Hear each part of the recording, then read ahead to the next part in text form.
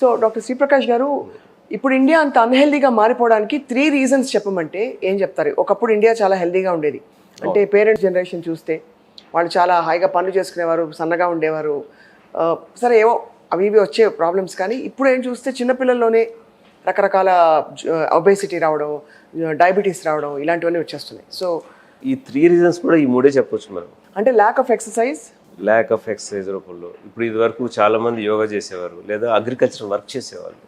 అప్పట్లో కష్టపడి పనిచేసి పండించుకొని తినేవాళ్ళు. ఇప్పుడు అవన్నీ ఆ మెకానిజమే లేదు కదా. సూపర్ మార్కెట్కే వెళ్ళడం, క్యాష్ వేయడం, తెచ్చుకోవడం, తినడం. సూపర్ మార్కెట్కి కూడా వెళ్ళాల్సిన పని లేకుండా పోయింది. ఇప్పుడు డైరెక్ట్గా ఇంటికే వచ్చేస్తున్నాయి అనమాట.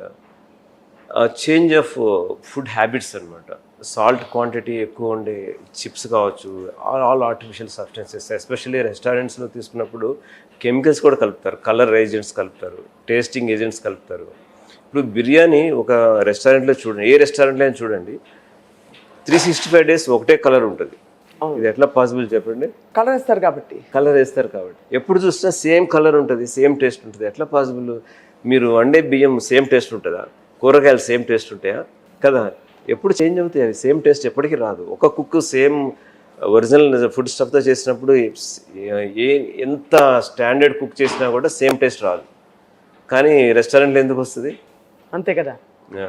కలరింగ్ ఏజెంట్స్ ప్లస్ ఇవన్నీ కలపడం వల్ల వస్తుంది అనమాట.